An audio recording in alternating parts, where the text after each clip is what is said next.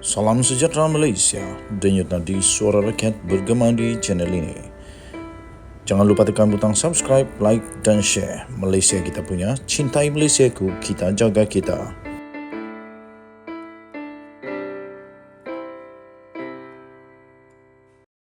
Salam sejahtera Malaysia, denyut nadi suara rakyat bergema di channel ini. Tuan-tuan dan puan yang dihormati sekalian, diumumkan secara rasmi satu kejutan yang amat besar berkenaan dengan Dr. Mahathir Mohamad. Ini amat tidak dapat dijangka kerana beliau adalah pengasas. Beliau adalah bapa kepada parti ini. Tetapi akhirnya diumumkan Dr. Mahathir dan 12 lagi ahli telah mengumumkan keluar daripada Pejuang. Bekas pengerusi Parti Pejuang Tanah Air Pejuang Tun Dr. Mahathir Mohamad mengumumkan beliau keluar parti itu bersama 12 lagi ahli lain hari ini. Sebelum ini Dr. Mahathir Mohamad dipecat. Jadi tak boleh jadi katak. Sekarang dia keluar, maka dengan itu dia pun sudah tergolong di dalam ahli katak-katak sedunia. Ahli katak-katak sedunia. Menurut satu notis kepada Setiausaha Agung Pejuang, Datuk Amiruddin Hamzah, keputusan itu dibuat berikutan tindakan parti berkenaan memutuskan hubungan dengan gerakan Tanah Air GTA. Keputusan Pejuang memutuskan hubungan dengan GTA secara langsung menyingkirkan kami daripada kekal sebagai ahli apabila kami bertindak meneruskan perjuangan di atas landasan GTA, kata kenyataan tersebut. Tambah mereka lagi, bagi kami matlamat pejuang GTA adalah untuk menyatu padukan parti-parti Melayu, badan-badan bukan kerajaan dan orang perseorangan yang berprinsip serta berpegang kepada perjuangan untuk membela agama, bangsa dan tanah air. Menurut kenyataan itu lagi. Tambah kenyataan itu lagi, atas kesedaran ini kami memilih untuk meneruskan perjuangan itu melalui GTA. Menurut satu notis berkenaan yang telah ditandatangani oleh 13 ahli pejuang tersebut. Notis itu dimuat naik di dalam Facebook bekas timbalan Presiden Pejuang, iaitu Datuk Marzuki Yahya, yang turut menandatangani notis berkenaan. Tuan-tuan dan puan, Pejuang telah ditubuhkan oleh Dr. Mahathir Mohamad yang juga bekas Perdana Menteri sebanyak 2 kali itu pada Ogos 2020 sebelum beliau meletak jawatan sebagai pengerusinya pada Disember tahun lalu. Sebelum ini, perwakilan Pejuang mengumumkan tarik diri daripada GTA pada mesyuarat agung kedua parti itu 14 Januari yang lalu. Presidennya, Datuk Seri Mukhriz Mahathir dipetik berkata, keputusan itu juga membolehkan Pejuang mempunyai sedikit masa untuk mengukuhkan parti dalam banyak perkara sebelum ia benar-benar dapat memberi nilai tambah kepada mana-mana parti dalam gabungan berkenaan.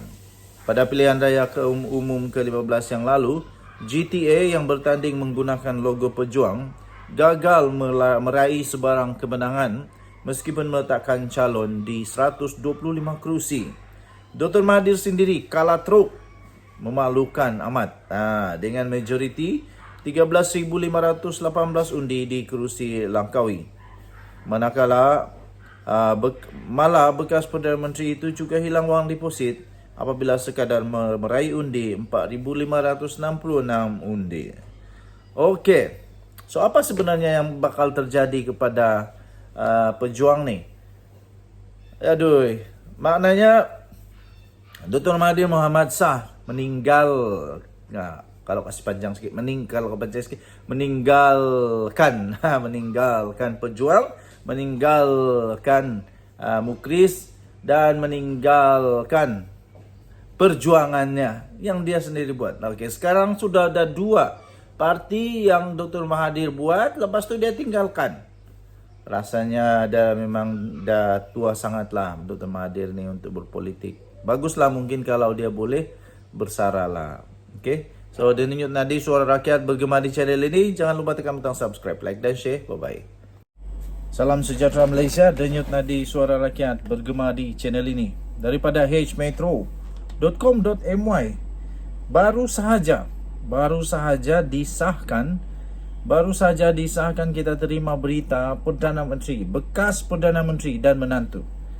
Selama ini ada berita-berita bagaimana 1.2 bilion, lepas tu ada lagi projek-projek besar, macam-macam lagi dikatakan mungkin ada salah guna kuasa dan penyelewengan dana yang berlaku melibatkan bekas Perdana Menteri dan juga menantu.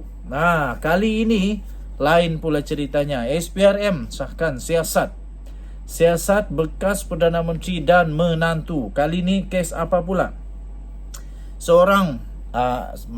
Suruhanjaya Pencegahan Rasuah Malaysia SPRM mengesahkan sedang menyiasat seorang bekas Perdana Menteri dan menantunya berhubung kontrak kerajaan.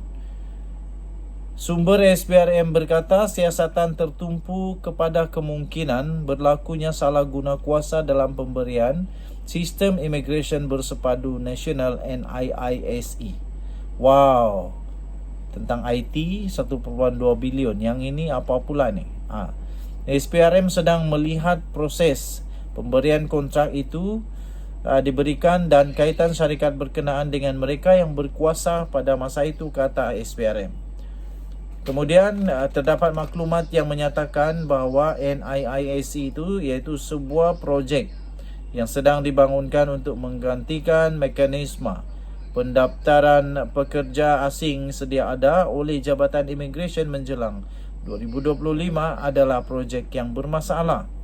Semakan lanjut ke dalam laman web jabatan itu menunjukkan pasukan projek khas NIISE telah dipertanggungjawabkan kepada seorang pegawai takbir dan diplomat iaitu Ruslan Atan.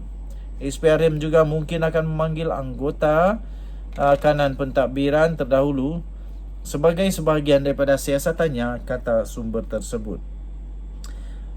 Pada Isnin yang lalu, New Straits Times telah melaporkan bahawa Ketua Pengarah Immigration iaitu Datuk Khairul Zaimi Daud berkata NIISE akan diperkenalkan dalam masa 2 tahun dengan semua urusan yang berkaitan dengan immigration, termasuk yang kini berurusan pihak luar, termasuk yang diuruskan oleh pihak luar seperti MyEG kembali kepada jabatan itu.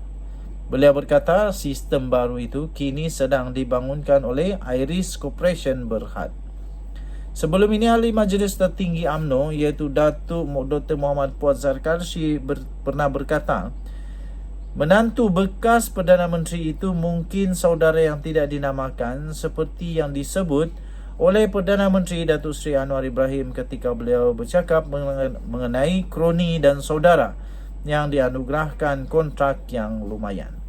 Menantu pemimpin itu juga dinamakan dalam laporan media sebelum ini sebagai antara seorang pemain utama dalam kontrak untuk NIISE.